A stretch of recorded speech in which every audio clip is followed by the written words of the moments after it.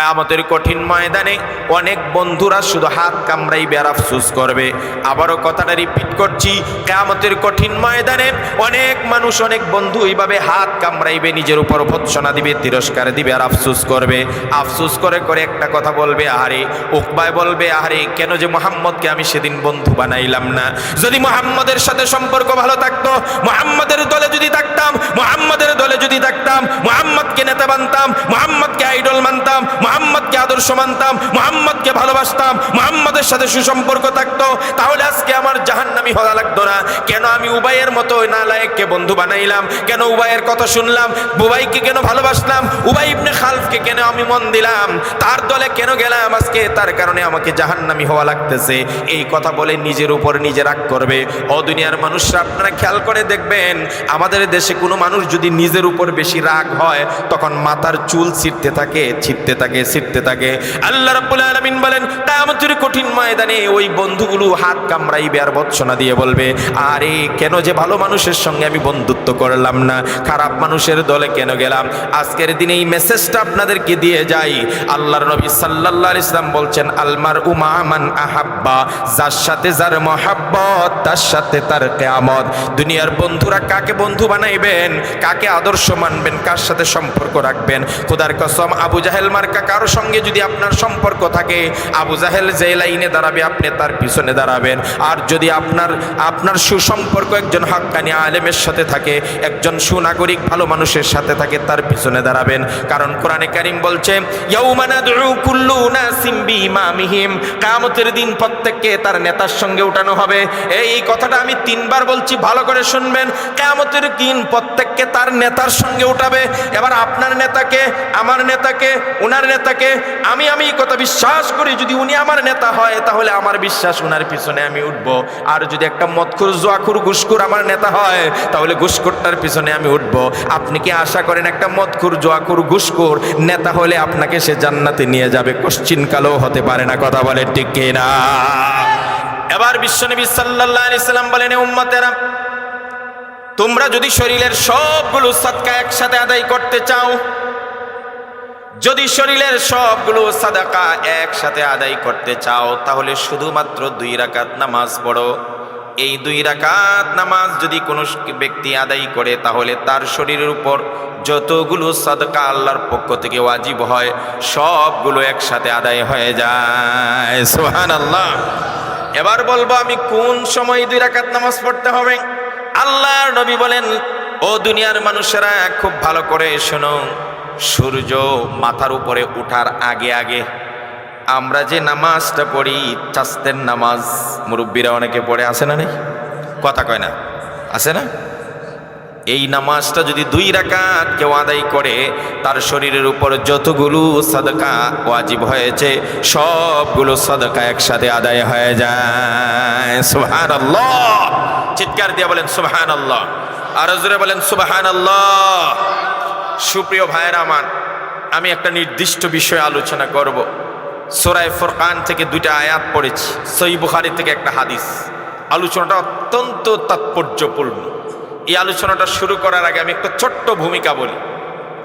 আপনারা এই যে সূর্যকান্তি মাদ্রাসার আজকের যে অবস্থান, আর এই প্যান্ডেলের অবস্থান দেখেছি, আমি অনেক দিন আগে একবার এসেছিলাম অন্য এক কারণে। তো তখনকার অবস্থার এখনকার অবস্থা দেখে আমার কাছে একটা জিনিস পরিষ্কার হয়েছে। আপনার শেখ আজিজুল ইসলাম জালালি সাহেবকে কতদূর চিনেন আমি জানি না। আমি ঢাকা, বাংলাদেশের রাজধানী হলো ঢাকা, বাংলাদেশের রাজধানী ঢাকা। আর ঢাকার রাজধানী কোন জায়গায় জানেন? ঢাকার রাজধানী গুলশান বাড়িধারা, ওই এলাকাটা। তো আমি ওই এলাকায় মসজিদে, আলহামদুলিল্লাহ, 5 তলা একটা মসজিদে জুমার খুতবা দিই। সারা বাংলাদেশে আমি নগণ্য, এমন কোনো ডিস্ট্রিক্ট নাই যেখানে আমার বিচরণ হয়নি। ব্রাহ্মণবাড়িয়া এমনি বক্তাদের এলাকা, অগণিত বক্তা, কিন্তু যেই কয়জন হাতে গোনা বক্তা, সব ডিস্ট্রিক্টে সমাদৃত, সব জায়গায় যার বয়ান পাওয়া যায়, আলোচনা পাওয়া যায়, মাহফিল পাওয়া যায়, এই হাতে গোনা কয়েকজনের একজন পাইছি, শেখ আজিজুল ইসলাম জালালি। আলহামদুলিল্লাহ বলেন। আরে ভাই, আমি গেলাম জামালপুর, এই এটারে কয় সানন্দবাড়ি, একেবারে বর্ডার। ওখান থেকে ফেরার পথে পাম্পে তেল নিতে ঢুকছি, দেখি শাইখ আজিজুল ইসলাম জালালি। আমি কে আরে বাবা আপনি এত দূর আসলেন কেন? আমি না হয় রাজধানীতে থাকি, আমার সব জায়গায় নেটওয়ার্ক আছে। এটা আল্লাহর রহমত। আমি যেখানে যাই, বুলাতে গেছি একেবারে চর ফ্যাশন, পোস্টারে দেখি শাইখ আজিজুল ইসলাম জালালি। তখন আমার একটা কথা মনে হয়েছে, আজকের এই দৃশ্য দেখে, এতদিন ওনাকেও বলি নাই, আজকে আপনাদের সামনে বলছি।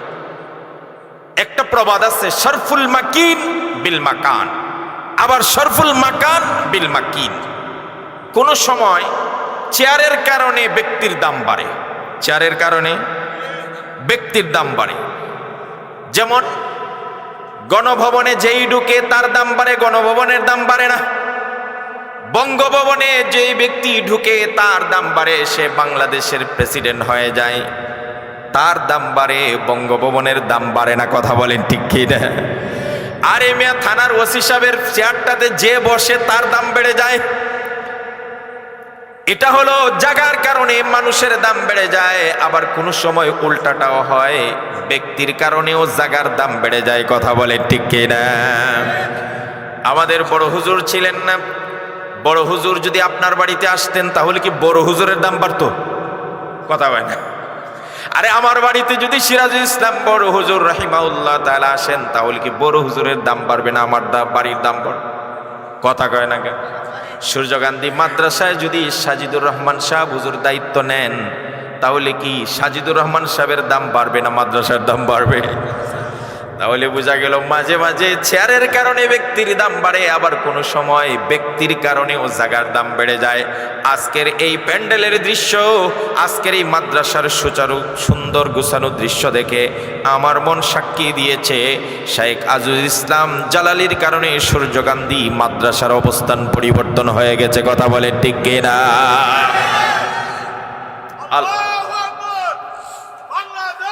জিন্দাবাদ জিন্দাবাদ। আলহামদুলিল্লাহ আলহামদুলিল্লাহ। আল্লাহ পাক যেন আমার ভাইয়ের হাত ধরে এখান থেকে আজ আমি প্রাণ ভরে দোয়া আল্লাহর কাছে চাই, আপনাদের সবাইকে নিয়ে আমিন বলবেন। এখান থেকে যেন হাদিসের গ্রান বের হয়, হাদিসের কালা কালা, হাদিসের সনদ, হাদিসের দর্শ যেন হয়। সর্বোচ্চ সম্মান পর্যন্ত, দাওরা হাদিস পর্যন্ত যেন এই মাদ্রাসাকে আমার ভাইয়ের হাতে আল্লাহ কবুল করেন। সবাই চিৎকার দিয়ে বলেন আমিন। আমার ভাইয়েরা, আমার ভাইয়েরা বসেন বসেন। আলহামদুলিল্লাহ আলহামদুলিল্লাহ। আমি আপনাদেরকে এই বিষয়টাই আমি আজকে আলোচনা করব, যেহেতু এই বিষয়টা আমার চোখে পড়েছে।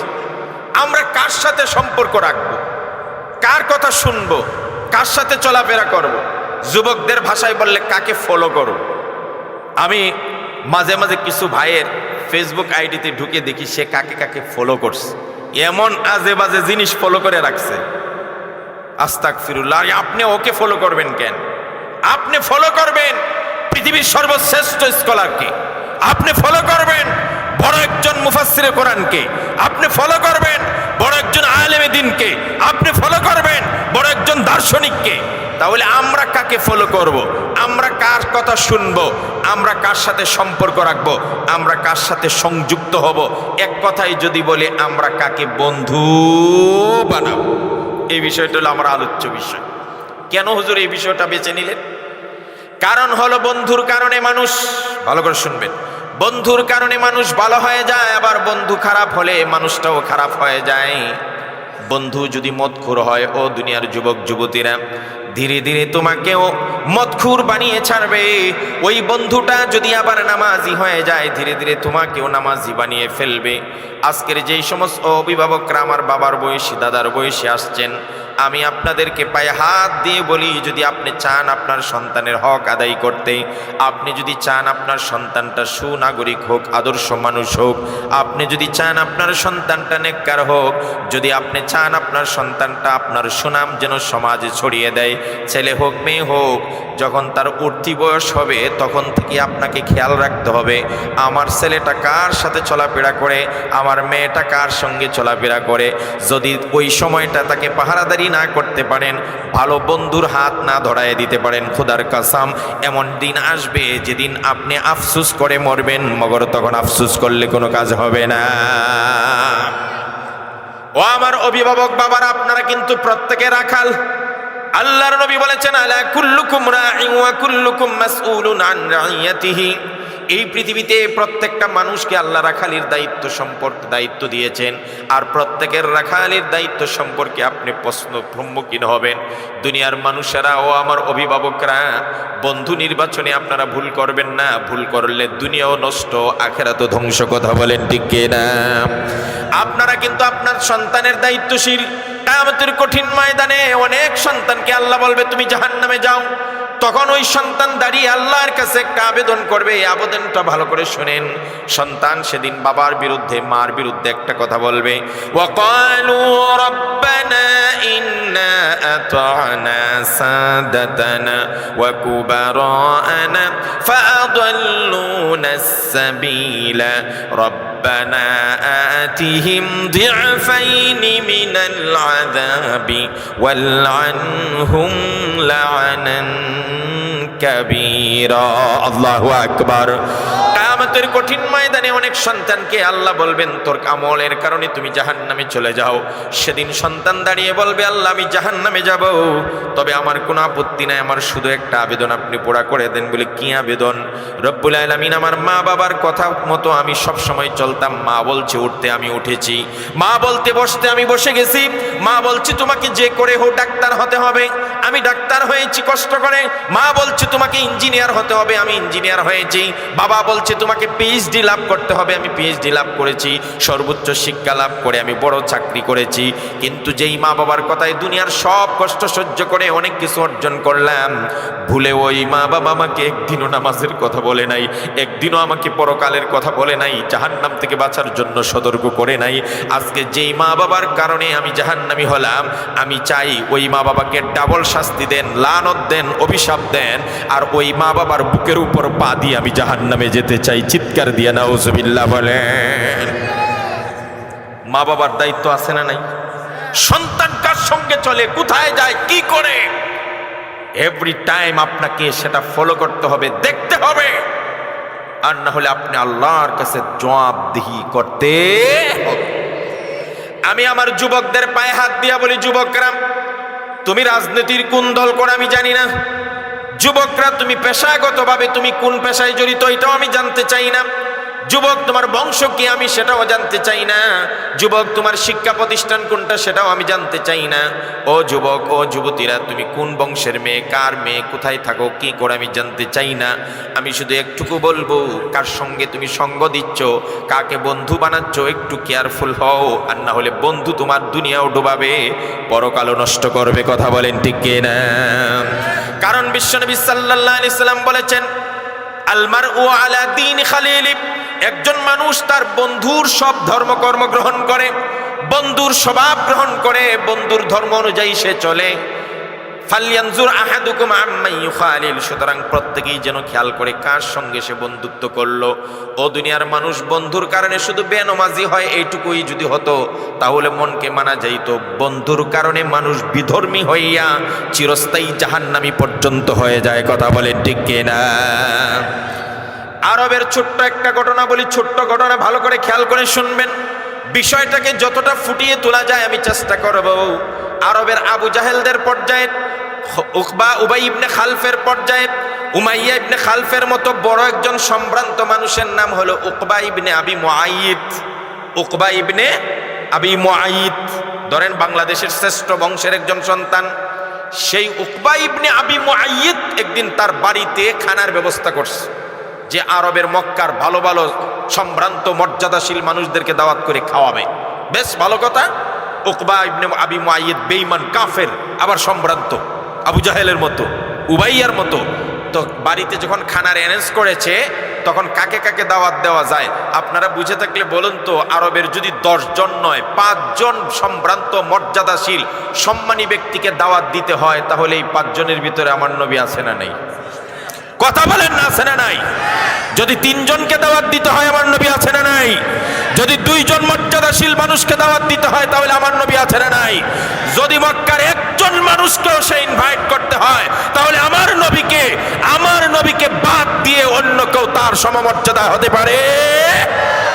সুতরাং উকবা ইবনে আবি মুআইয়িদ চিন্তা করলো, মর্যাদার শীলের তালিকা করলে তো মুহাম্মদের নাম সবার আগে।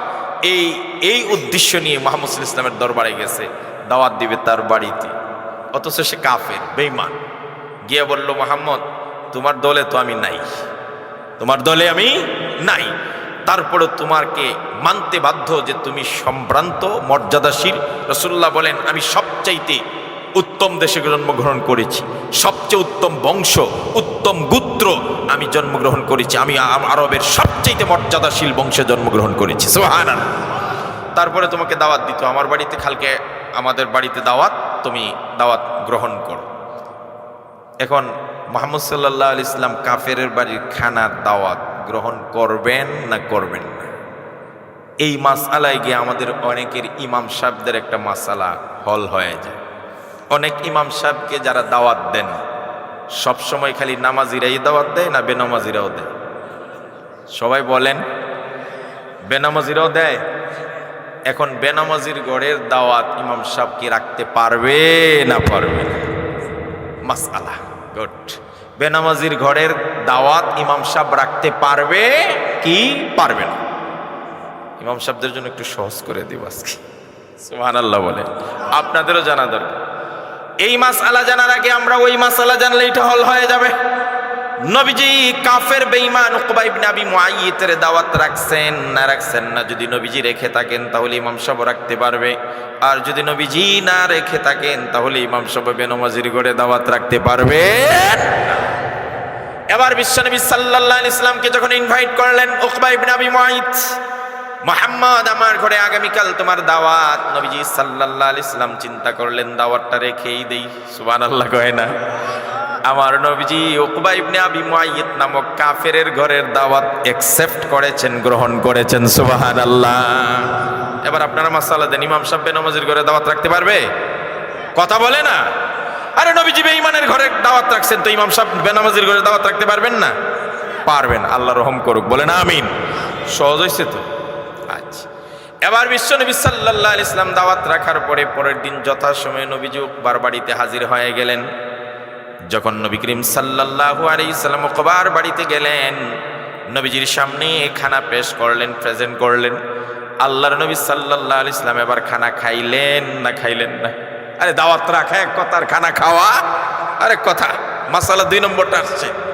এখনো কিন্তু ইমাম সাহেবরা আপনারা সহজ হয় নাই, আপাতত খালি দাওয়াত রাখার অনুমতি পাইছেন, খাবেন কি না এটা এখন মহল হবে। সুবহানাল্লাহ বলতে ইচ্ছা করে না? বিশ্বনবী সাল্লাল্লাহু আলাইহি ওয়াসাল্লামের সামনে যখন উকবা খানা দিলেন, নবীজি সাল্লাল্লাহু আলাইহি ওয়াসাল্লাম এটাকে সুবর্ণ সুযোগ মনে করে নবীজি শর্ত লাগায় দিলেন। সুবহানাল্লাহ বলেন। আল্লাহর নবী বলেন, ইয়া উকবা ইন্নী লা আকুলু ওয়া লা আশরাবু হাত্তা তানতিকা বিশাহাদাতাইন। তাফসীরে আল ওয়াসিত লি তানতাবিতে এসেছে, আল্লাহর নবী সাল্লাল্লাহু আলাইহি ওয়াসাল্লাম বললেন, ওরে উকবা, সামাজিকতা রক্ষার্থে মানবতার খাতিরে তোমার ঘরের দাওয়াত আমি রাখছি, এটা যেমন সত্য, ততক্ষণ পর্যন্ত তোমার খানা আমি খাবো না যতক্ষণ পর্যন্ত তানতিকা বিশাহাদাতাইন, কালিমায়ে শাহাদা পড়ে মুসলমান না হবে ততক্ষণ পর্যন্ত আমি তোমার ঘরের খানা খাবো না। সুবহানাল্লাহ বলেন না চিৎকার দিয়ে? এবার কি বুঝলেন? নবীজি দাওয়াত রাখছেন, আপনিও দাওয়াত রাখেন, কিন্তু নবীজি বলছেন যতক্ষণ তুমি ইসলাম গ্রহণ না করবে ততক্ষণ খাবো না। তার মানে আপনাকেও বলতে হবে যতক্ষণ নামাজ না পড়বেন খাবো না। এই ঠিক কইছেন, চাকরি থাকবো নি? থাকবো।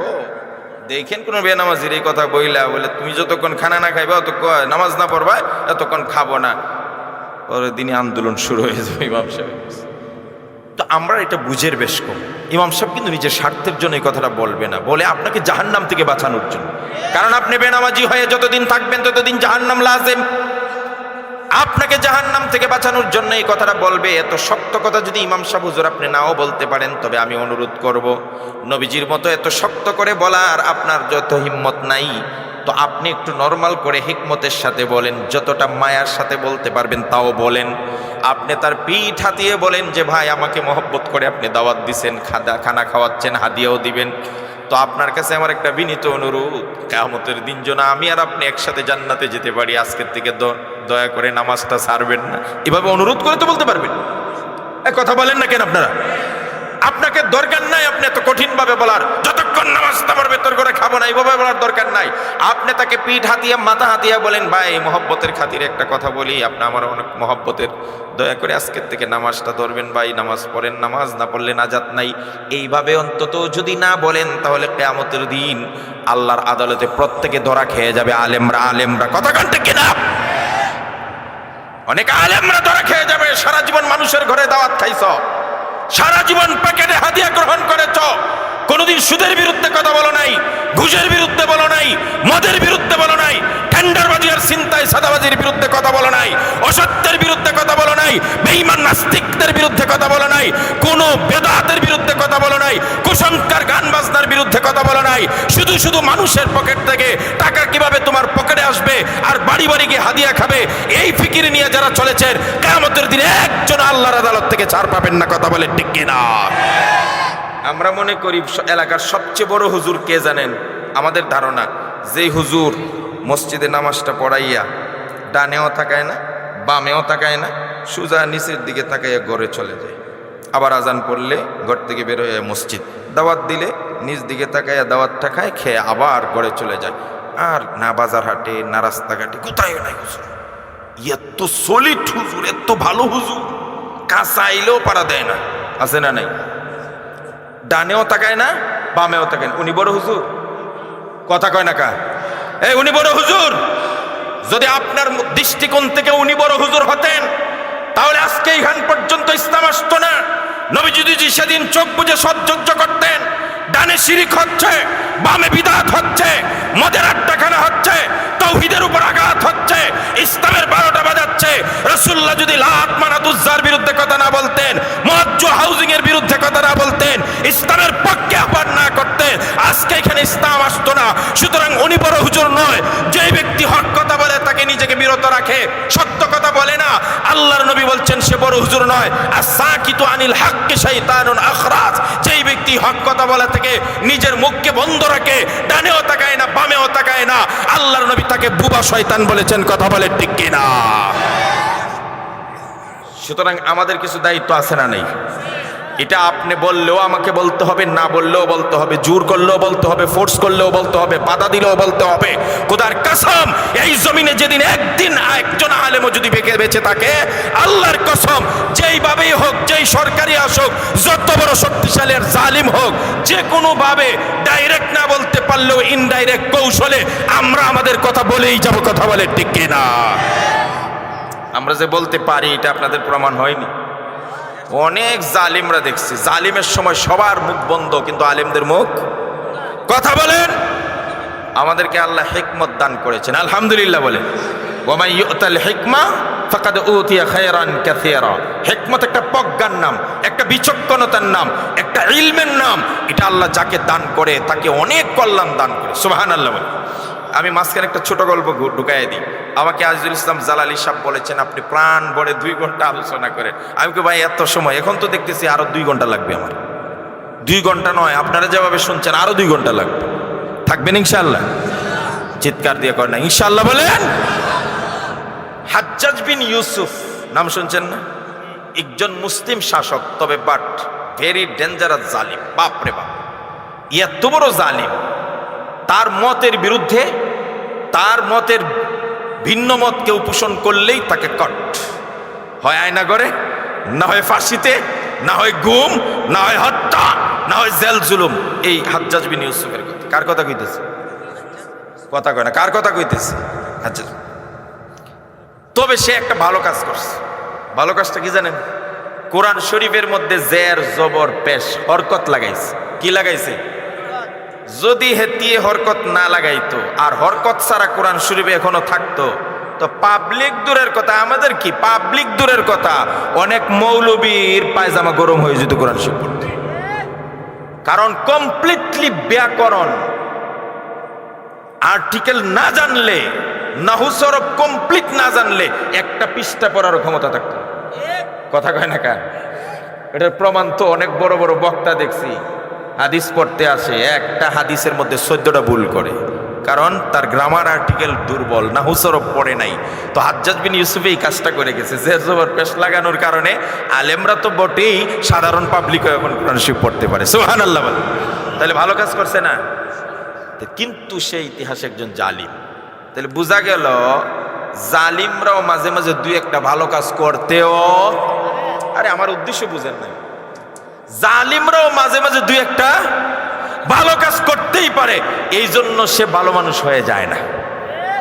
আর দুই একটা ভালো কাজ করে আপনি জুলুম করার অনুমতি পান নাই। আমাদেরকেও গল্প শোনাইতো, আমরা ইসলামের জন্য এটা করেছি, ইসলামের জন্য এটা করেছি, ইসলামের জন্য এটা করেছি। আপনি ইসলামের জন্য যদি 100টা কাজও করে থাকেন, একটা শিরিক যদি করেন, খোদার কসম আল্লাহর কাছে 100টা কাজের কোনো মূল্য নাই। কথা বলে ঠিক কিনা? কারণ একটা শিরিক করে আপনি 100টা কাজকে বরবাদ করে দিয়েছেন। আপনার 100টা কাজকে আমরা পিছনে ফেলে শিরকের বিরুদ্ধে অবশ্যই দাঁত ভাঙ্গা জবাব দিব। কথা বলে ঠিক কিনা? সুতরাং এই গল্প আমাদেরকে শোনায় না, আমরা ইসলামের জন্য এই করছি, সেই করছি, সেই করছি, সেই করছি, সেই করছো মানে কি? মামুনুল হক রেনে রিমান্ড নেওয়ার জন্য? এই করছো মানে আইয়ুবী সাবরেকে ডান্ডা বিড়ি পড়াইবা এই জন্য? এই করছো মানে ফতোয়া বন্ধ করার তোমার অধিকার দেওয়া হয়েছে? এই করছো মানে তুমি শিরিক করবা? খোদার কসম ভালো মানুষ সাজে ইসলামের 12টা বাজাইবা, তোমার ভালো মানুষের কোনো দাম নাই। কথা বলে ঠিক কিনা? তো হাজ্জাজ বিন ইউসুফ ছিল জালিম বাদশা, বলেন না কেন? জালিম বাদশা, কিন্তু ভালো কাজটা করছে, এটা আলাদা কথা। তো সে যেহেতু জুলুম করতে করতে মানুষকে বিরক্ত বানায় ফেলছে, খালি হত্যা। একদিন তার মনের ভিতরে একটা সংকল্প আসলো, ইচ্ছা আসলো যে মানুষ আমার ব্যাপারে কি ভাবনা ভাবে একটু দেখি তো। ছদ্মবেশে গ্রামে যাবে, তখন তো আর টিভি ছিল না, তো মানুষ তো আমাকে গ্রামের মানুষ চিনবে না, গিয়ে জিজ্ঞেস করবো যে আমার সম্পর্কে এরা কি ভাবে। তো টিআরপি যদি কারো মাপতে হয় যে মেম্বার সাহেব কেমন, চেয়ারম্যান সাহেব কেমন, এমপি সাহেব কেমন, এটা যদি যাচাই করতে হয়, ভোট লাগে না, গণভোট দরকার নাই। কালীকচ্ছ বা সরাইলের সবচেয়ে জনপ্রিয় 4 স্টলটা আছে না? কথা কয় না? এই 4 স্টলটা যেটা সবচেয়ে বেশি মানুষ চা খায়, সন্ধ্যার পরে লুকিয়ে আধারে 4 স্টলের পিছনে গিয়ে বসে থাকি। কথা কন, বুঝতে পারবেন আপনি কত পার্সেন্ট ভালো আর কত পার্সেন্ট আপনার টিআরপি মাপা হয়ে যাবে। তো হাজ্জাজ বিন ইউসুফ চিন্তা করলো আমার সম্পর্কে মানুষ কি বলে একটু যাচাই করা দরকার। ছদ্মবেশে চলে গেছে একেবারে গ্রাম অঞ্চলে যাওয়ার পরে হাজ্জাজ বিন ইউসুফ প্রথম দেখা হয়েছে একজন মুরব্বী চাচার সঙ্গে। আসলে মুরব্বী চাচা ছিল একজন আলেম। সাধারণত গ্রামের আলেমরা এত পুসপাস করে না, সাধারণ লেভেলে খেতে কাজে কাজ করে, খেতে কামারে, বোঝা যায় না উনি যে আলেম। উনি মনে করেছে সাধারণ পাবলিক। হাজ্জাজ বিন ইউসুফ ছদ্মবেশে গিয়ে তাদের কমেন্ট, তাদের অভিমত নেওয়ার জন্য জিজ্ঞেস করলো, চাচা আসসালামু আলাইকুম। ওয়ালাইকুম সালাম। আপনার দেশের বাদশাকে? কয় হাজ্জাজ বিন ইউসুফ। কয় লোকটা কেমন? বুড়া চাচাই কি চিনে উনি যে হাজ্জাজ বিন ইউসুফ? টিভি নাই তো, দেখছে না। এখন এটা তো জানে হাজ্জাজ বিন ইউসুফ যে মারাত্মক জালেম। এখন চাচা তো নাসির না, কি বলছে? ও হাজ্জাজ বিন ইউসুফ বাদশার কথা বলতেছে? বলে হ্যাঁ। তাহতাস সামাই ওয়া ফাওকাল আরদ, আসমানের নিচে আর জমিনের উপরে এর মতো বড় জালিম আর কেউ নাই। কারে কইছে ভাই? কথা বলেন না। স্বয়ং বাদশার সামনে বাদশার ব্যাপারে এত বড় মন্তব্য। এটা শোনার পরে হাজ্জাজ বিন ইউসুফ চিন্তা করলো, মাথা রক্ত উঠে গেছে। আসলাম আমার ব্যাপারে মানুষ কি ভাবে একটু জানবো ভালো মন্দ। প্রথম কমেন্ট আর মন্তব্য শুনেই তো আমাকে বোল্ড আউট করে দিচ্ছে। বাদশাহী মেজাজ না, মেজাজ আর ধরে রাখতে পারেনি, রেগে গেছে। রেগে গিয়ে বলল, মুরব্বী আপনি যে হাজ্জাজ বিন ইউসুফের ব্যাপারে এত বড় মন্তব্য করলেন, আপনি কি তারে চিনেন? এবার মুরব্বী চাচা কয়, না আমি তো এমনি নাম শুনছি কিন্তু দেখি নাই, কোনোদিন চিনি না। এবার বাদশা বলল, আমি হলাম হাজ্জাজ বিন ইউসুফ। এখন পর্যন্ত দেখি পায়জামা কতটা ঢিলা হবে। যেই ব্যক্তি তার বিরুদ্ধে গেলেই কতল করে দেয়, আর তার ব্যাপারে এত বড় মন্তব্য, এই পরিচয় পাওয়ার পরে সাধারণ পাবলিকের হইলে তো অবস্থা খারাপ হয়ে যেত। ওই যে আগে বলছিলাম, হিকমত আল্লাহ তাদেরকে দিয়েছেন যাদেরকে কল্যাণ দান করেন। আলেম সাহেব চিন্তা করলো, আমি তো ধরা খেয়ে গেছি। মনে মনে একেবারে সিংহের মুখে পুটলা সহ ধরা খেয়ে গেছে। সুর আছে না, সুরে সুরি করে সিংহের মুখে যদি একবারে পুটলা সহ ধরা খেয়ে যায়, এমন ধরা খাইছে। না আপনি হাজ্জাজ বিন ইউসুফ? বলে হ। আচ্ছা আচ্ছা, তো ভালো কথা, তবে আপনি কি আমারে চিনেন? আল্লাহু আকবার হয় না? আরে বাদশাহ যখন বলছে আমাকে চিনেন, না আমি হাজ্জাজ বিন ইউসুফ। তাহলে ভালো, কিন্তু আমি কে আপনি চিনেন? তোমাকে চিনতে হবে, তুমি কে মিয়া? রাগায় বলতেছে। এবার মুরব্বী চাচা বলতেছে, জাহাপনা আমি ওই ব্যক্তি, যেই ব্যক্তি সপ্তাহে 3 দিন পাগল থাকি। এই 3 দিন আমি কোথায় যাই, কি খাই, কি বলি কিছুই মনে থাকে না। আর আমার পাগলামির আজকে প্রথম দিন সকাল থেকে শুরু হয়েছে। আমি সপ্তাহে কয়দিন পাগল থাকি, আর পাগলামি শুরু হয়েছে আজকে সকাল থেকে। তার মানে একটু আগে আপনার সাথে যা বলছি এটা আমার পাগলামির অংশ। এটা ডোন্ট মাইন্ড। বাদশায় কি রাগ করবো, হেতির এই কৌশল শুই না একেবারে হাসি দিস, হাইসা দিয়ে যাও তোর মাফ করে দিলাম। এই হুজুরদের মধ্যে হিকমত আছে না নাই? কথা বলেন না, আছে না নাই? বলেই যাব হিকমতে, বলেন ইনশাআল্লাহ। আল্লাহ নবী সাল্লাল্লাহু আলাইহি সাল্লাম বললেন, ইন্নী লা আকুলু ওয়া লা আশরাবু হাত্তা তানতিকা বিশ-শাহাদাতাইন। ওরে উকবা ইবনে আবি মুআইদ, যতক্ষণ তুমি কালিমায়ে শাহাদাত না পড়বে ততক্ষণ পর্যন্ত তোমার ঘরের খানা পিনা আমি করব না। উকবা পড়ে গেল টেনশনে, আরে মুহাম্মদ আমার ঘরে আসলো, দাওয়াত রাখলো, মানুষও দেখছে মুহাম্মদ আমার ঘরে আসছে, এখন যদি না খেয়ে চলে যায় তাহলে মানুষজন আমাকে ভৎসনা দিবে, তিরস্কার করবে। উকবা তুমি কেমন মানুষ, তোমার ঘরে মেহমান এসে না খেয়ে চলে যায়, এটা আমার জন্য লজ্জাজনক। এই জন্য উকবা কিং কর্তব্য বিমূঢ় হয়ে গেল, কনফিউশনে পড়ে গেল কি করবে কি না। একদিকে সে মুসলমান হইতে চায় না, আবার মুহাম্মদ মুসলমান না হইলে খাবেও না, না খেয়ে চলে গেলে এটা আমার জন্য দুর্ভাগ্য। খানার আয়োজন করছিলাম সুনামের জন্য, হবে আর উল্টা বদনাম। এই জন্য উকবা ঠেকায় পড়ে। উকবা ঠেকায় পড়ে নবী করিম সাল্লাল্লাহু আলাইহি সাল্লামকে খাওয়ানোর উদ্দেশ্যে পড়ে নিয়ে এলো, লা ইলাহা ইল্লাল্লাহু মুহাম্মাদুর রাসূলুল্লাহ, মুহাম্মদ সাল্লাল্লাহু আলাইহি ওয়াসাল্লাম। উকবা যখন মুসলমান হয়ে গেল, আল্লাহর নবী আল্লাহর শুকরিয়া আদায় করলেন, আলহামদুলিল্লাহ বলে, অতঃপর তার ঘরের খানা খাইলেন। খানা খাওয়ার পরে নবীজি যথারীতি চলে গেলেন। উকবাও মুসলমান হয়ে গেছে। এবার আসছেন উকবার একজন ঘনিষ্ঠ বন্ধু। আমার আলোচ্য বিষয় হলো কাকে বন্ধু বানাবেন, বন্ধুর কারণে মানুষের কি ক্ষতি হতে পারে, বন্ধুর কারণে মানুষ কোন পর্যায়ে যেতে পারে, ওইটা বোঝানোর জন্যই ঘটনা বলা। এবার উকবা যখন মুসলমান হয়ে গেল, এবার উকবার বাড়িতে মুহাম্মদ সাল্লাল্লাহু আলাইহি ওয়াসাল্লাম যাওয়ার পরে আসছে তার একজন ঘনিষ্ঠ বন্ধু, বেস্ট ফ্রেন্ড। এই বেস্ট ফ্রেন্ড ওয়ালারা, যুবকরা কোথায় শুনো, বা কান খুলে শুনো, তুমি কাকে বেস্ট ফ্রেন্ড বানাও, কাকে আইডল মানো, কাকে আদর্শ মানো, কাকে নেতা মানো, তুমি আজকে কান খুলে শুনে যাও। এবার উকবার বেস্ট ফ্রেন্ড আসছে, ঘনিষ্ঠ বন্ধু আসছে, উবাই ইবনে খালফ অথবা উমাইয়া ইবনে খালফ, দুই ভাইয়ের এক ভাই, আমি ধরে নিলাম উবাই ইবনে খালফ, তার ঘনিষ্ঠ বন্ধু আসছে। উবাই ইবনে খালফ এসে শুনে আমার বন্ধু আমার বিরোধী দলে অংশগ্রহণ করেছে, মুহাম্মদের ধর্ম গ্রহণ করেছে। এই কথা শোনার পরে উবাই ইবনে খালফের মেজাজ হয়ে গেছে গরম। কয় উকবা বন্ধু, তুমি নাকি মুহাম্মদের দলে অংশগ্রহণ করেছো, বাপদাদার ধর্ম ছেড়ে মুসলমান হয়ে গেছো। এবার উকবা বলে, দুস্ত রাগ করিস না। বলে কি রাগ করবো না মিয়া, আমার দল ছেড়ে তুমি ওই দলে চলে গেছো, আর তোমার উপর রাগ করবো না। এবার উকবা বলে, দুস্ত আমি এমনি মুহাম্মদের কালিমা পড়ে মুসলমান হই নাই, মুহাম্মদকে দাওয়াত দিছিলাম, আমার বাড়িতে এসেছে, খানা খাবে না যতক্ষণ ইসলাম গ্রহণ না করি, ঠেকায় পড়ে আমি মুসলমান হয়েছি, যাতে তাকে সে আমার ঘরে খেয়ে যায়, এই জন্য মুসলমান হয়েছি। এইটা বুঝে এবার উবাই বলতেছে, এ উকবা ইবনে মুআইদ, ঠিক আছে তুমি মুহাম্মদের ধর্ম ঠেকায় পড়ে পড়ছো, কারণ মুহাম্মদ তোমার ঘরে না হলে খাবে না, তাহলে এই কাজটা, সেম কাজ যদি তুমি আমার বেলায় না করো, অর্থাৎ যতক্ষণ আবার তোমার বাপদাদার ধর্মে ফিরে না আসবে, মুসলমানের ধর্ম ইসলাম ধর্ম উল্টো করে ফিরিয়ে না দিবে, ততক্ষণ আমিও তোমার ঘরে খাবো না। পড়ছেনি ঠেকায়? কথা বলেন না কেন? কথা বলেন। উকবা মুসলমান হয়েছিল তো? সবাই বলে না হয়েছিল? আরো জোরে কন। তার কপাল খুলছিল, হেদায়েত নসিব হয়েছিল, সব ঠিকঠাক হয়ে গিয়েছিল। কিন্তু বন্ধু যখন এসে বলল, যতক্ষণ ইসলাম না ছাড়বি ততক্ষণ আমি তোর ঘরে খাবো না, বাপদাদার ধর্মে ফিরে আস।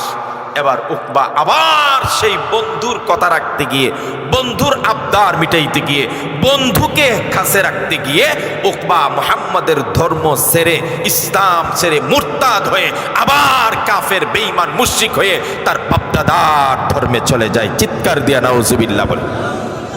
আমি আপনাদেরকে জিজ্ঞেস করি, এখানে আমার টার্নিং পয়েন্ট, বলেন তো উকবা তো মুসলমান হয়েছিল, জান্নাতি হয়ে গিয়েছিল, কেন সে আবার বেঈমান হলো, কেন মুশরিক হলো, কেন কাফির হলো, কার কারণে হলো?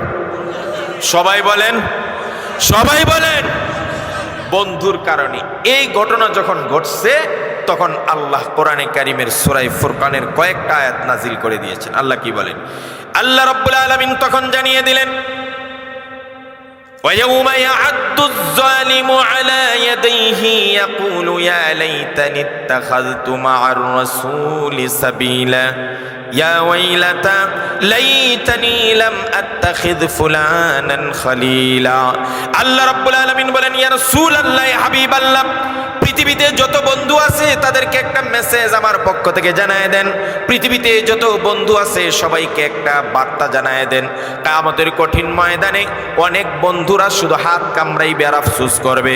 আবারও কথাটা রিপিট করছি, কিয়ামতের কঠিন ময়দানে অনেক মানুষ, অনেক বন্ধু এইভাবে হাত কামড়াইবে, নিজের উপর ভৎসনা দিবে, তিরস্কার দিবে আর আফসোস করবে।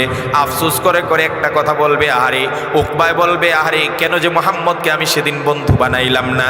যদি মুহাম্মদের সাথে সম্পর্ক ভালো থাকতো, মুহাম্মদের দলে যদি থাকতাম, মুহাম্মদের দলে যদি থাকতাম, মুহাম্মদকে নেতা মানতাম, মুহাম্মদকে আইডল মানতাম, মুহাম্মদকে আদর্শ মানতাম, মুহাম্মদকে ভালোবাসতাম, মুহাম্মদের সাথে সুসম্পর্ক থাকতো, তাহলে আজকে আমার জাহান্নামী হওয়া লাগতো না। কেন আমি উবাইয়ের মতো নালায়েককে বন্ধু বানাইলাম? কেন উবাইয়ের কথা শুনলাম? উবাইকে কেন ভালোবাসলাম? উবাই ইবনে খালফকে কেন আমি মন দিলাম? তার দলে কেন গেলাম? আজকে তার কারণে আমাকে জাহান্নামী হওয়া লাগতেছে। এই কথা বলে নিজের উপর নিজে রাগ করবে। ও দুনিয়ার মানুষরা, আপনারা খেয়াল করে দেখবেন, আমাদের দেশে কোনো মানুষ যদি নিজের উপর বেশি রাগ হয় তখন মাথার চুল ছিঁড়তে থাকে, ছিঁড়তে থাকে, ছিঁড়তে থাকে। আল্লাহ রাব্বুল আলামিন বলেন, কিয়ামতের কঠিন ময়দানে ওই বন্ধুগুলো হাত কামড়াইবে আর ভৎসনা দিয়ে বলবে, আরে, কেন যে ভালো মানুষের সঙ্গে আমি বন্ধুত্ব করলাম না, খারাপ মানুষের দলে কেন গেলাম? আজকের দিনে এই মেসেজটা আপনাদেরকে দিয়ে যাই। আল্লাহর নবী সাল্লাল্লাহু আলাইহি ওয়াসাল্লাম বলছেন, আলমারউ মা মান আহাব্বা, যার সাথে যার মহব্বত তার সাথে তার কিয়ামত। দুনিয়ার বন্ধুরা কাকে বন্ধু বানাইবেন, কাকে আদর্শ মানবেন, কার সাথে সম্পর্ক রাখবেন? খোদার কসম, আবু জাহেল মার্কা কারো সঙ্গে যদি আপনার সম্পর্ক থাকে, আবু জাহেল যে লাইনে দাঁড়াবে আপনি তার পিছনে দাঁড়াবেন। আর যদি আপনার সুসম্পর্ক একজন হাক্কানি আলেমের সাথে থাকে, একজন সুনাগরিক ভালো মানুষের সাথে থাকে, তার পিছনে দাঁড়াবেন। কারণ কোরআনে কারীম বলছে, ইয়াউমা নাদউ কুল্লু নাসিম বিইমামিহিম, কিয়ামতের দিন প্রত্যেককে তার নেতার সঙ্গে উঠানো হবে। এই কথাটা আমি 3 বার বলছি, ভালো করে শুনবেন। কিয়ামতের দিন প্রত্যেককে তার নেতার সঙ্গে উঠাবে। এবার আপনার নেতাকে, আমার নেতাকে, উনার নেতাকে, আমি এই কথা বিশ্বাস করি, যদি উনি আমার নেতা হয় তাহলে আমার বিশ্বাস উনার পিছনে আমি উঠব। আর যদি একটা মদখোর, জুয়াখোর, ঘুষখোর আমার নেতা হয় তাহলে ঘুষখোরটার পিছনে আমি উঠব।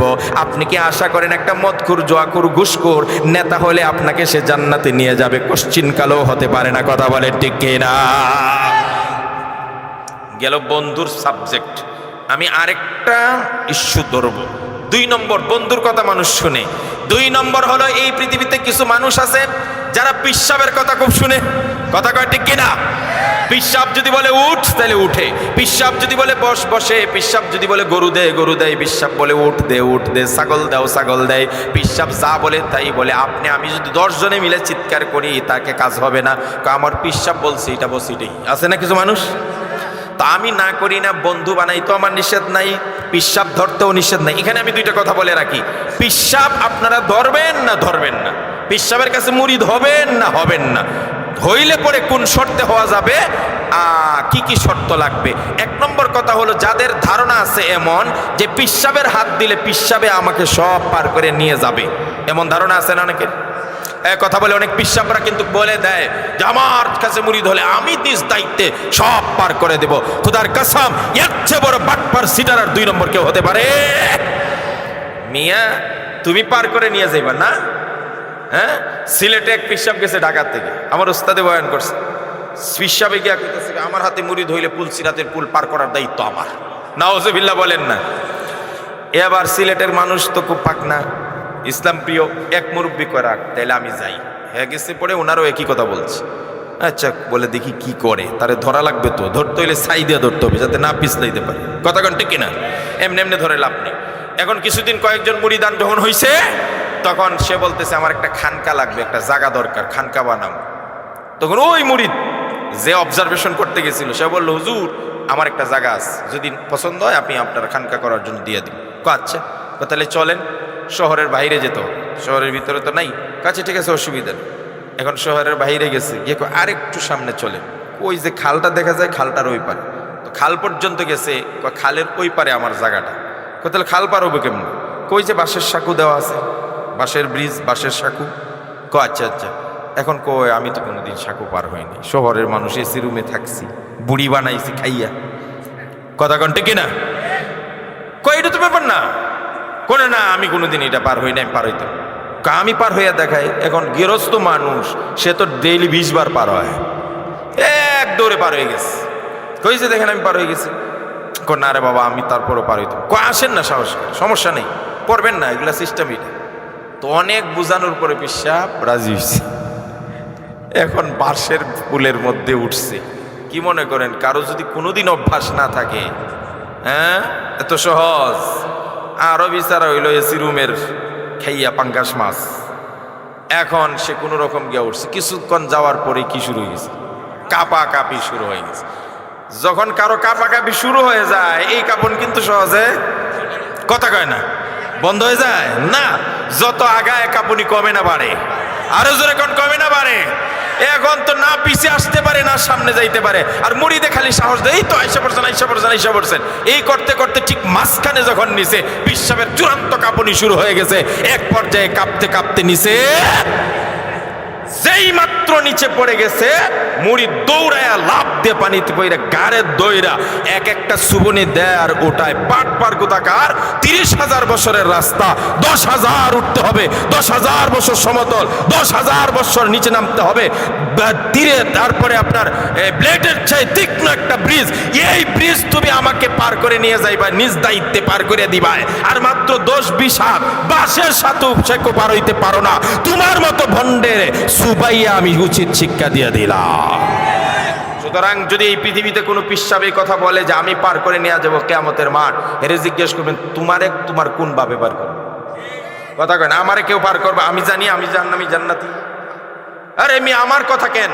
নবী করিম সাল্লাল্লাহু আলাইহি ওয়াসাল্লামের উপর আয়াত নাযিল হয়ে গেল, ওয়া আনজির আশিরাতাকাল আকরাবিন। ইয়া রাসূলুল্লাহ ইয়া হাবিবাল্লাহ, আপনার আপনজনদেরকে আপনি জাহান্নামের সতর্ক করে দেন, ভয় দেখান জাহান্নাম থেকে যেন তারা বাঁচতে পারে।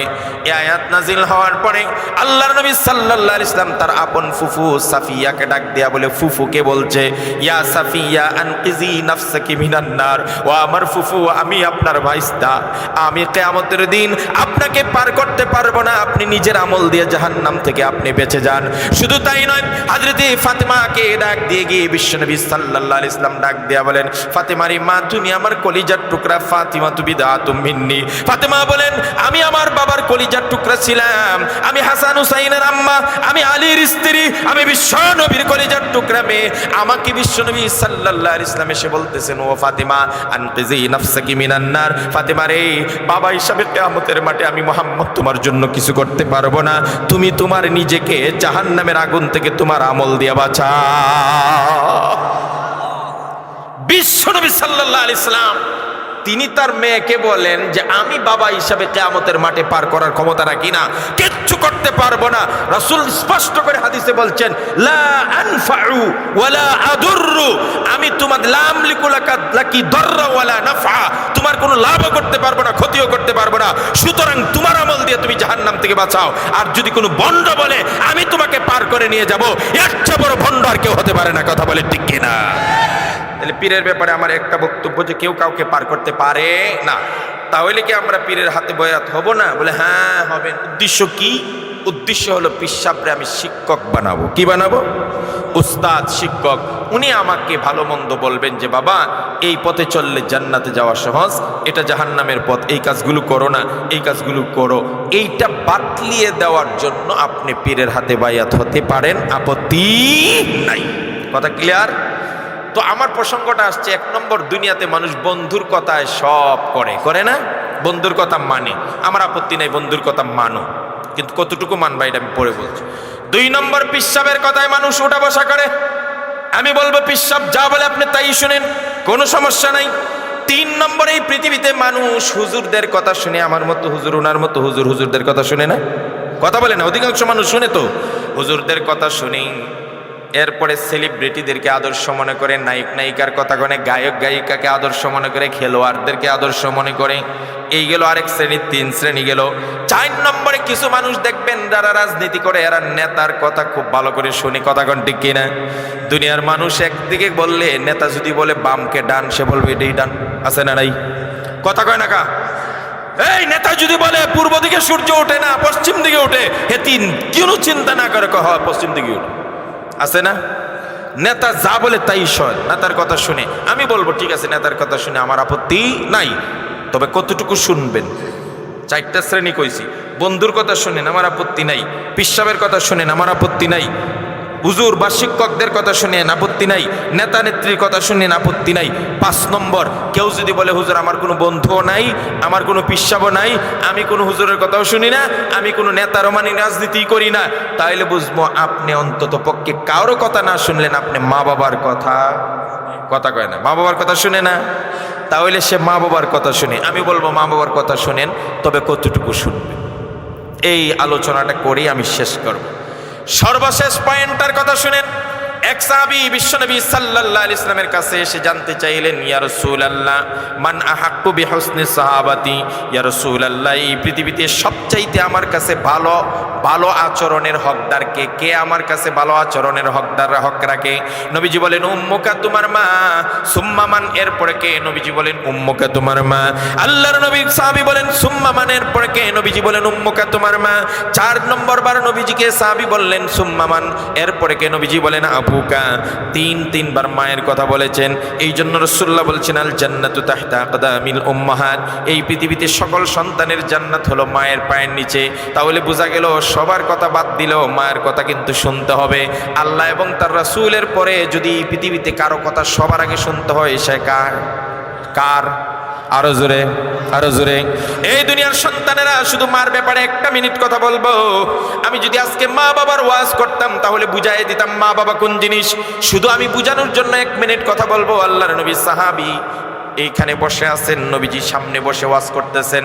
হঠাৎ করে একটা বৃদ্ধা মহিলা বুরকাবৃত হয়ে পর্দার সাথে বুরকা পরে নবীজির কাছে আসতেছেন। সাহাবায়ে কেরাম লক্ষ্য করলেন, মহিলাটা যখন আসতেছেন নবীজি বসা থেকে উঠে গেলেন, উঠে গিয়ে ওই মহিলাটাকে আগিয়ে নিয়ে আসলেন।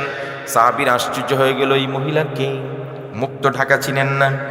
রাসূলুল্লাহ উঠে গিয়ে নিজে এগিয়ে নিয়ে আসলেন, হাত ধরে এনে নিজের কাছে বসানোর জন্য নিজের গায়ে একটা ইয়ামানি চাদর ছিল, ওই চাদরটা বিছাইয়ে দিলেন। সুবহানাল্লাহ বলে। ও দুনিয়ার মানুষরা, হুজুররা সাক্ষী, আল্লাহর নবী অনেকের জন্য নিজের গায়ের চাদর বিছাইয়ে দিয়েছেন সম্মান করতে গিয়া। দাহিয়াতুল কালবি, একটা বনি কালপুত্রের সর্দার, তিনি যখন আসছেন তার জন্য চাদরটা বিছাইয়ে দিয়েছেন। নবীজির চাদরে দাহিয়া বসেন নাই, আস্তে করে গুটায়ে চুমু খেয়ে নবীজির কাছে ফেরত দিয়েছেন। আরো অনেকের ইকরামার জন্য বিছাইছেন, অনেকের জন্য বিছাইছেন, কেউ বসে নাই। সবাই নবীজির চাদর উঠিয়ে দিয়ে বলছেন, ইয়া রাসূলুল্লাহ আপনার চাদরে বসার আমাদের সাহস নাই। এই পৃথিবীতে নবীর চাদরে বসেছেন এমন একটা নজিরও কেউ দেখাইতে পারবে না। কিন্তু আজকে আশ্চর্যজনক কাহিনী হলো, ওই মহিলাটার জন্য রাসূলুল্লাহ যখন চাদর বিছাইয়ে দিয়েছেন, সাথে সাথে মহিলা নবীর চাদরে বসে গেছেন। এই মিয়ারা, শেখ আজিজুল ইসলাম জালালি সাহেব যদি নিজের রুমাল বিছাইয়ে দেয় আপনাদের জন্য, আর আপনারা যদি কেউই কোনোদিন না বসেন, এই দৃশ্য যদি সবার জানা থাকে, ছাত্ররা দেখতেছে হুজুর তো মাঝে মাঝে হুজুরের রুমাল বিছাইয়ে দেয় অমুকের জন্য, কিন্তু কেউ তো কোনোদিন বসলো না। কিন্তু আজকে একটা মহিলা আসছে, এই মহিলার জন্য চাদর বিছাইছে আর মহিলা বসে গেছে। আশ্চর্য হবে না ছাত্ররা? কথা বলেন, আশ্চর্য হবে কিনা? এবার সাহাবীরাও আশ্চর্য হলো, আরে মহিলাটাকে। এরপরে নবীজি শুধু নবীর চাদরেই বসছে মহিলা তা নয়, আল্লাহর নবী কানে কানে মুখ রেখে কি যেন কথা বললেন দীর্ঘ সময়। এরপরে পকেটে হাত দিলেন, নবীর পকেটে যা ছিল সেটা মহিলাকে হাদিয়া দিলেন। সাহাবীদের আশ্চর্যতা আরও বাড়তেছে। এরপরে যখন মহিলার বিদায়ের সময় হলো, নবীজি নিজে উঠে গেলেন, 40 কদম এগিয়ে দিয়ে আসলেন। সাহাবীদের কৌতূহল আর কিউরিসিটি আর ধরে রাখতে পারছেন না। নবীজি যখন গো বেগ ফিরে আসলেন, এবার সাহাবীরা জিজ্ঞেস করলেন, ইয়া রাসূলুল্লাহ, ইয়া হাবিবাল্লাহ, এতক্ষণ শুধু দেখতেছিলাম আপনারই আচরণ এই মহিলার সঙ্গে। এই মহিলাকে ভাগ্যবতী মহিলা, যার জন্য আপনি নিজের গায়ের চাদর বিছাইয়ে দিলেন, মহিলাটা বসে গেল, আপনি পকেট থেকে টাকা বের করে দিলেন, মহিলাটা সানন্দে গ্রহণ করলো, আপনি 40 কদম এগিয়ে দিয়ে আসলেন, এত সম্মান করলেন। এই মহিলাকে আমাদের জানতে বড় ইচ্ছা করে। এবার বিশ্বনবী বলেন, ও সাহাবীরা, আমি যখন আমার মায়ের পেটে থাকা অবস্থায় আমার বাবা দুনিয়া থেকে চলে যায়, আমি চির এতিম হইয়া দুনিয়াতে জন্মগ্রহণ করি, কয়েক বছরের ভিতরে আমার মাও চলে যায়। এই পৃথিবীতে আমি বুঝ হওয়ার পরে আমি মা বাবা কাউকে আর পাই না, তাদের খেদমত করার আমার কপাল হয় নাই, নসিব হয় নাই। আমি তোমাদেরকে মা বাবার বিষয়ে এত ওয়াজ করি, মা পায়ের নিচে জান্নাতি কথা আমি বলি, বাবা সন্তুষ্ট থাকলে আল্লাহ সন্তুষ্ট, এই কথা আমি বলি। মা বাবার খেদমতের ব্যাপারে কোরআনে এত কথা বলেছেন, কিন্তু আমার কপালটা এরকম, আমি চির এতিম হয়ে দুনিয়াতে আসলাম, বুঝ হওয়ার পরে মা বাবার খেদমত দূরের কথা, মা বাবাকে আমি দেখতেই পাই নাই। আজকে যেই মহিলাটা আসছিল, ওই মহিলাটার কেউ নয়। আমার দুনিয়াতে যখন আমার মা নাই, ওই মহিলাটা আমাকে দুধ পান করায় বড় করেছে, আমাকে কুলে নিয়ে কাঁধে নিয়ে এই মহিলা সব জায়গায় ঘোরাফেরা করেছে, আমাকে বিশুদ্ধ ভাষা শিক্ষা দেওয়ার জন্য সে চেষ্টা করেছে। এই মহিলার কেউ নয়, আমার দুধমাতা হালিমাতুস সাদিয়া।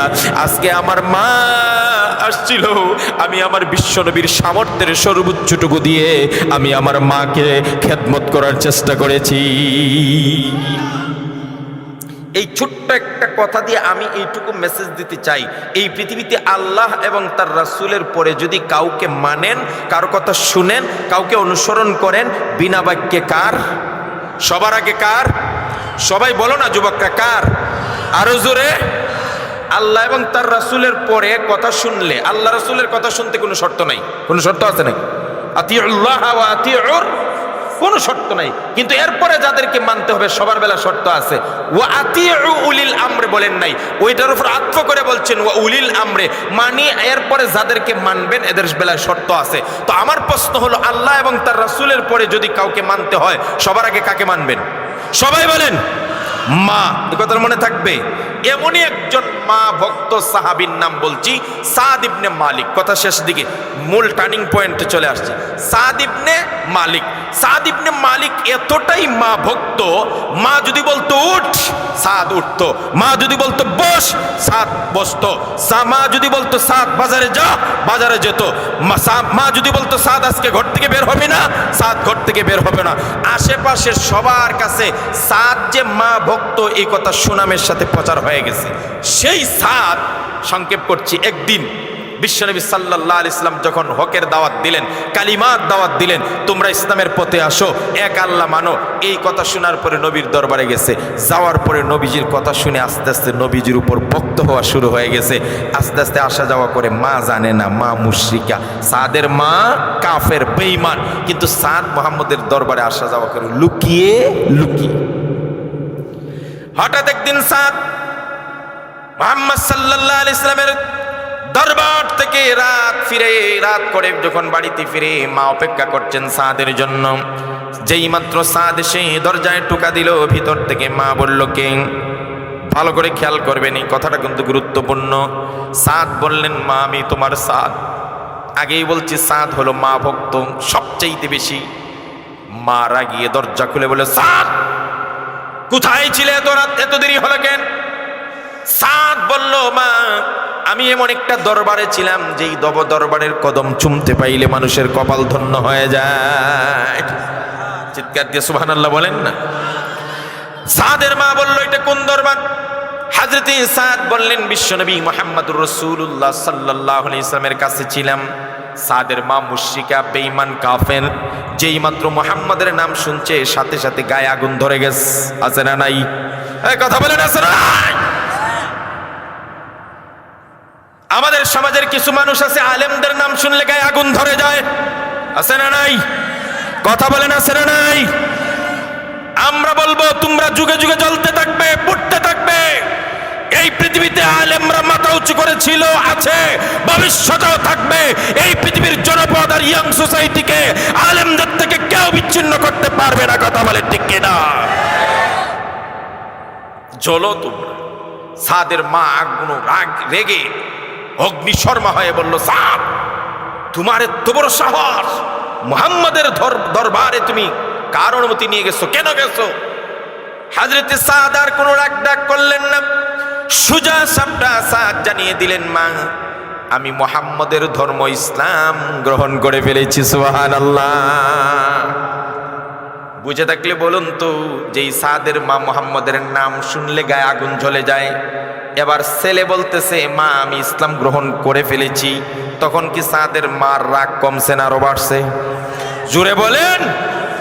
এবার সাদের মা বলল, সাদ তুমি যে ইসলাম গ্রহণ করেছো, তুমি কার অনুমতি নিয়ে ইসলাম গ্রহণ করেছো? আজ পর্যন্ত আমার অনুমতি ছাড়া একটা কথাও বলো না, একটা কাজও করো নাই। এবার সাদের মা যখন এই প্রশ্ন করছেন, সাদ রে তুমি কার অনুমতি নিয়ে ইসলাম গ্রহণ করেছো? আমি আপনাদেরকে প্রশ্ন করে বলি, ইসলাম গ্রহণ করতে কার অনুমতি লাগে? সবাই বলেন। নামাজ পড়তে কার অনুমতি লাগে? আল্লাহর বিধান পালন করতে কার অনুমতি লাগে? আরো জোরে কান।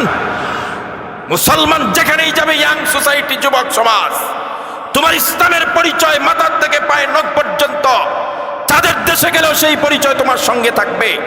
আমরা সংসদে যাব, আমরা বইমেলায় যাব, আমরা পর্যটন কেন্দ্রে যাব, আমরা কক্সবাজার যাব, আমরা সচিবালয়ে যাব, আমরা যেখানেই যাব, আমরা পার্টি অফিসে যাব, আমার ইসলাম সাথে থাকবে, আমার নামাজ সাথে থাকবে, ইসলামের শিয়ারগুলো সাথে থাকবে। এই জন্য কারো পারমিশনের দরকার নাই। কথা বলে ঠিক কিনা? মাঝে মাঝে কিছু হুমরা চুমরারা কয় সেনাবাহিনীতে চাকরি নিতে দাড়ি রাখলে অনুমতি লাগবে, অমুক জায়গায় গেলে পাঞ্জাবি পরলে অনুমতি লাগবে, ভার্সিটিতে গেলে পাগড়ি আর টুপি পরলে অনুমতি লাগবে, অমুক প্রতিষ্ঠানে পড়লে দাড়ি রাখা চলবে না, আরএফএলে গেলে এটা করলে চলবে না, অমুক মিডিয়াম স্কুলে গেলে এটা রাখা যাবে না। খোদার কসম 92% মুসলমানের দেশ, শাহজালাল শাহপুরান সহ 360 আউলিয়ার এই মাটিতে শুয়ে আছেন। এই দেশে 4 লক্ষের অধিক মসজিদ আছে, হাজার হাজার মাদ্রাসা আছে, লক্ষ লক্ষ আলেম হাফেজ আছে। এই দেশের মাঝি মাল্লারা এখনো লা ইলাহা ইল্লাল্লাহর স্লোগান দিয়ে দাঁড় টানে। এই দেশের কৃষকরা এখনো আল্লাহ আল্লাহর জিকির করে তাদের ধান রোপণ করে। এই দেশের শেষ রাতে অসংখ্য তাহাজ্জুদ গুজার বান্দাদের চোখ দিয়ে জমিন অশ্রুতে ভিজে যায়। এই দেশের সূর্য উঠে যাওয়া হয় আল্লাহু আকবার দরিতে, সূর্য অস্ত যায় আল্লাহু আকবারের দরিতে। সকালবেলা লক্ষ লক্ষ বাচ্চারা এখনো কোরআন বুকে মক্তবে যায়। এই দেশে দাঁড়িয়ে রাখতে, টুপি থাকতে, পাঞ্জাবি পড়তে, পাগড়ি পড়তে, বোরকা হিজাব পড়তে কারো অনুমতির প্রয়োজন নয়। যদি কেউ অনুমতির প্রশ্ন তুলে, খোদার কসম সে বাংলাদেশে থাকবে না, ইসলাম আর মুসলমান বেঁচে থাকবে।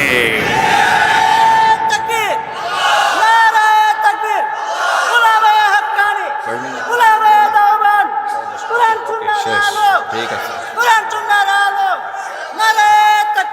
5 মিনিট সময় আছে, আমার শেষ ফিনিশিংটা শুনেন। সাদের মা জিজ্ঞেস করলো, সাদ তুমি কার অনুমতি নিয়ে ইসলাম গ্রহণ করছো? এবার সাদ বলল, মা ইসলাম এমন একটা ধর্ম, সত্য যখন এসে যায় মিথ্যার খাওয়া থাকে না। এক আল্লাহর তাওহীদের বাণী যখন আমি শুনছি, এই সত্য গ্রহণ করার জন্য কারো অনুমতির প্রয়োজন নাই। সাদের মা যখন দেখলো সাদ আমার মুখে মুখে তর্ক করে বলতেছে যে আমার অনুমতি প্রয়োজন নাই, তখন সাদের মার রাগ আরো বেশি বেড়ে গেল। এবার সাদের মা একটা কথা বলল, ভালো করে শুনে এদিকে তাকান। সাদের মা বলল, লা আকুলু ওয়ালা আশরাবু হাত্তা আমুতা। ভালো করে শুনেন, সাদের মা বলল, ও সাদ তুমি আমার অনুমতি ছাড়াই ইসলাম যখন গ্রহণ করে ফেলেছো, দয়া করে তুমি ইসলামটা বাদ দিয়ে দাও, ইসলাম ছেড়ে দাও, উড্র করো, ফিরিয়ে দিয়ে দাও। যদি তুমি ইসলাম না ছাড়ো তাহলে আজকের থেকে আমি অনশন করলাম, আমি খাবো না, পান করব না, বন্ধ করে দিলাম খানা পিনা।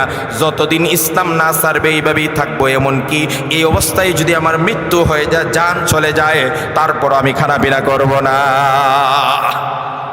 এ আমার যুবকরা, আমার বৃদ্ধরা, আমার নারীরা, আমার দাদারা, আমার বাবারা, আমার চাচারা, এই পয়েন্টটা শুনেন। সাদ অত্যাধিক মা ভক্ত, সবচেয়ে মা ভক্ত, আরবে সুনাম ছড়ায় গেছে। ওই সাদের সামনে এখন মা বলছে যতক্ষণ ইসলাম না ছাড়বি ততক্ষণ খানাপিনা বন্ধ, এই অবস্থা আমি মরে যাব। তার মানে যতক্ষণ তুই ইসলাম না ছাড়বি আমি মরে যাব। এবার বুঝে থাকলে বলুন তো, সাদের সামনে রাস্তা দুইটা, হয় ইসলাম ছাড়তে হবে তাহলে মা বাঁচবে, আর যদি মাকে মরতে দেয় তাহলে ইসলাম ধরে রাখবে। তাহলে মা বাঁচাইলে ইসলাম ছাড়তে হয়, আর ইসলাম ছাড়লে মা বাঁচাইতে পারে। হয় ইসলাম ছাড়তে হবে নাকি মা ছাড়তে হবে। এখন সাদের সামনে পথ দুইটা খোলা, হয় ইসলাম ছাড়বে না হয় মাকে মরতে দিবে। যদি মাকে মরতে দেয় ইসলাম ধরে রাখতে পারবে, আর যদি ইসলাম ধরে রাখে মা মরে যায়। সাদ কোনটা ছাড়বে আর কোনটা ধরবে, কোনটা ছাড়বে আর কোনটা ধরবে, এমন কন্ডিশন, এমন পরিস্থিতি, এমন হালত, এমন অবস্থা আমাদের জীবনও মাঝে মাঝে আছে না নাই? আসতে কয় আছে। আমি দেখাই আছে কিনা। পিসাব বলছে আমার দরবারে যারা আসে আর আমার সবাই সেজদা দিবা। এখন এই পিসাব আপনারও পিসাব, বাপেরও পিসাব, দাদারও পিসাব। আর আল্লাহ এবং রাসূল বলছে আল্লাহ ছাড়া কাউকে সেজদা দেওয়া শিরিক, দেওয়া যাবে না। তাইলে একদিকে আল্লাহ আর একদিকে পিসাব। এই অবস্থায় আপনি কি আল্লাহ ছাড়বেন না পিসাব ছাড়বেন? আমরারে দিয়ে বোঝায়। এই যে আমরা হুজুররা, আপনারা তো কথায় কথায় খালি আমাদের ওই গন্ধ শুনবেন, এ রাজনীতিবাজ করছে, কিছু একটা পাইছে পাইকারি কথা, কিছু কইলেই রাজনীতিবাজ। আরে মানে রাজনীতি কি এটা এই আসমান জমিনের বাহিরের কোনো জিনিস? শুনেন আমরা কি বলি, আমারে দিয়ে বলছি। আমার মতো হাজারো হুজুর যদি এক জায়গায় এসে বলে যে ইসলামের বিরুদ্ধে এই কাজটা করেন, আল্লাহ রসুল বলছেন এই কাজটা করা যাবে না, আপনি কি আল্লাহ রসুল ছাড়বেন না? আমার মতো 1 লক্ষ হুজুর থাকলে এদেরকে কি করবো আমরা? ডিলেট তালাক দেয়া দিব। কথা বলে ঠিক কিনা? এর চেয়ে বড় কথা আর আছে? এবার যদি আমি বলি কোন রাজনৈতিক নেতা নেত্রী বা দল যদি বলে ইসলামের বিরুদ্ধে এই কাজ করো, আল্লাহ রসুল বলে ইসলাম বিরুদ্ধে কাজ করা যাবে না, আমার প্রশ্ন হলো আল্লাহ রসুলকে একবারের জন্য ছাড়বো না? দয়া করে আমরা পিসাব ছাড়বো, দল ছাড়বো, নেতা ছাড়বো, হুজুর ছাড়বো, শিক্ষক ছাড়বো, বন্ধু ছাড়বো, মা বাবা ছাড়বো, কিন্তু আল্লাহ এবং রসুলকে একবারের জন্য ছাড়া যাবে? কথা শেষ জন্য আলহামদুলিল্লাহ, আলহামদুলিল্লাহ, কথাটার ফিনিশিং শেষ। শুনেন এবার সাদের সামনে পথ কয়টা? 2টা। হয় মাকে মরতে দিতে হবে আর না হলে ইসলাম ছাড়তে হবে। কোনটা ছাড়বে কোনটা ধরবে? এইভাবে একদিন চলে গেছে। মার কাছে গিয়া বলতেছে, মা আপনি কি খানা পিনা করবেন না? কয় না, যতক্ষণ ইসলাম না ছাড়বি ততক্ষণ আমি খানা পিনা করবো না। দ্বিতীয় দিন চলে গেছে, 2 দিন। ভালো করে শোনেন, দ্বিতীয় দিন সাদ যখন আশপাশের মানুষের কাছে যায়, সবাই সাদকে একটু তিরস্কার করে বলতে থাকে সাদ হলো কাতিলু উম্মিহি, সাদ তার মায়ের হত্যাকারী। কারণ মা মরে যাচ্ছে, তারপর সাদ ইসলাম ছাড়তেছে না। এইভাবে চতুর্দিক থেকে যখন সাদের ব্যাপারে তিরস্কার ভৎসনা আসতেছে, এখন সাদ টেনশনে পড়ে গেছে, আমি কি ইসলাম ছাড়বো নাকি মাকে ছাড়বো? যদি ইসলাম ছেড়ে দেই তাহলে মা বাঁচানো যাবে, আর যদি ইসলাম ধরে রাখি তাহলে মা মরে যাচ্ছে, মানুষ আমাকে হত্যাকারী হিসাবে সাব্যস্ত করবে। এই যখন অবস্থা, তৃতীয় দিন সাদ তার মার কাছে গিয়ে বলল, ও মা কি পাগলামি শুরু করেছেন? দয়া করে আপনি খানা পিনা করেন।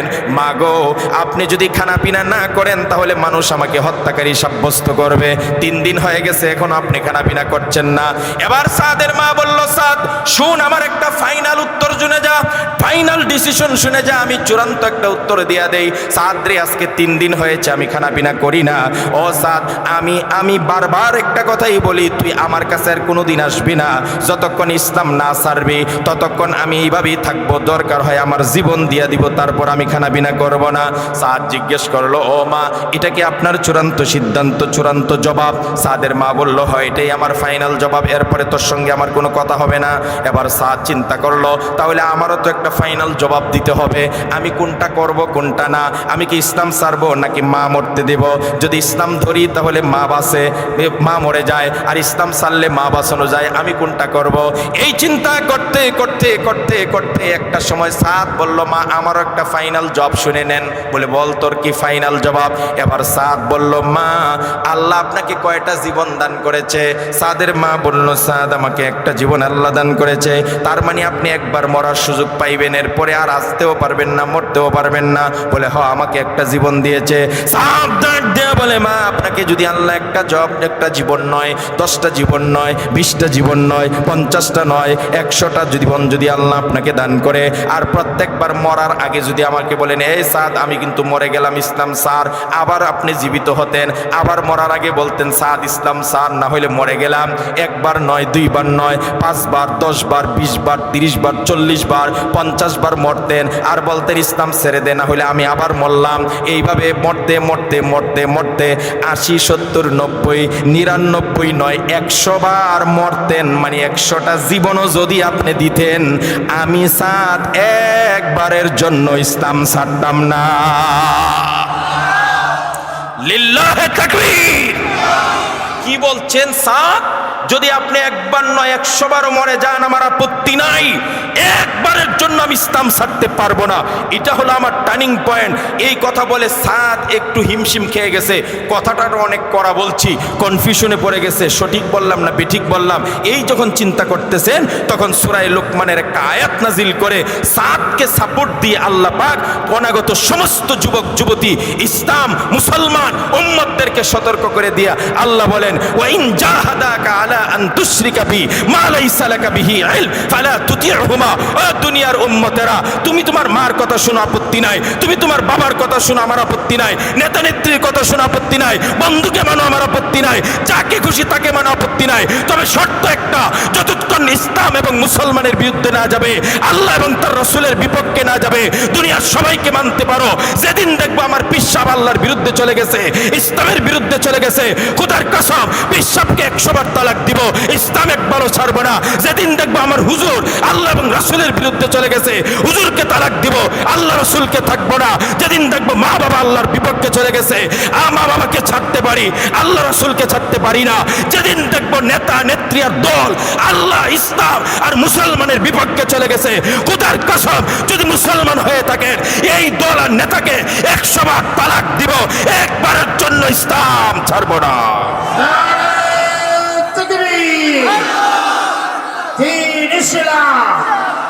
আল্লামা উবাইদুল্লাহ বিন সাইদ সাহেব জামিয়ার পক্ষ থেকে নারায়ে তাকবীর।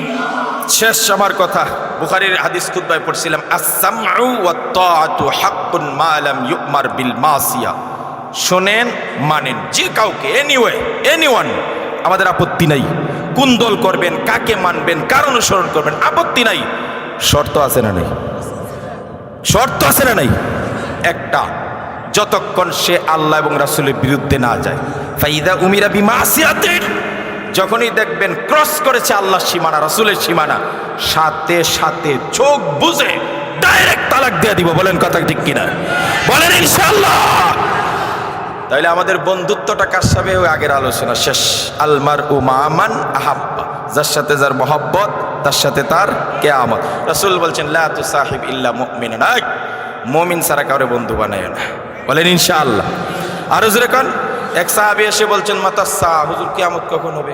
মাজা আদাত্তালা, হ্যাঁ কিয়ামত কখন হবে এটা খালি জিগাও। আমল কি করছো, পুঁজি কি? কোনো পুঁজি নাই, একটা পুঁজি আছে। বলে কি পুঁজি? ইন্নী উহিব্বুল্লাহ ওয়া রাসূলা, আমি আল্লাহ আর রাসূলকে ভালোবাসি, এটাই আমার পুঁজি। তখন রাসূল বলছে, যা বেটা, যা বেটা, আনতা মা'মান আহবাবতা, তুমি যারে ভালোবাসো তার সাথেই তুমি থাকবে, যাও। সুবহানাল্লাহ কইবেন না? না আমি কই সূর্যকান্তি মাদ্রাসায় ভালোবাসেন কে কে? হাত ওঠেন। আর সবাই হাত উঠাইছেন। শেখ আজিজুল ইসলাম জালালিরে ভালোবাসেন তো? আর জোরে কোন ভালোবাসেন তো?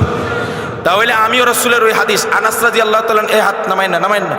আনাস রাদিয়াল্লাহু তাআলা এই হাদিসের শেষ অংশে বলছে, ওই দিন আমরা এত খুশি হয়েছি কথা শুনে, এরপরে আমি সিদ্ধান্ত নিছি। আনাস বলছেন, ইন্নী উহিব্বুর রাসূলা ওয়া উহিব্বু আবা বকরিন ওয়া উমারা, আমি আল্লাহকেও ভালোবাসি, আল্লাহ রাসূলকেও ভালোবাসি, আবু বকরকেও ভালোবাসি, উমরকেও ভালোবাসি।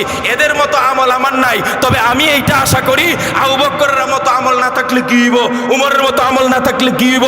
আমি যেহেতু তাদেরকে ভালোবাসি, তাদের যারা যে জান্নাতে থাকবে ওই জান্নাতে আমিও থাকবো। আজকের সূর্যকান্তি, আজকের কালীকচ্ছের মানুষকে বলে যায় শাইখ আজিজুল ইসলাম জালালি, উলামায়ে কেরাম আর সূর্যকান্তি মাদ্রাসাকে যদি সত্যিকার অর্থে ভালোবাসেন, হৃদয় দিয়ে, অর্থ দিয়ে, শ্রম দিয়ে, মেধা দিয়ে, খোদার কসম ওই দিন জান্নাতে আপনি তার সঙ্গে হবেন। কথা বলে ঠিক কিনা? আল্লাহ আমাদেরকে সৎলোকের সঙ্গী হওয়ার তৌফিক দেন। বলেন আমিন।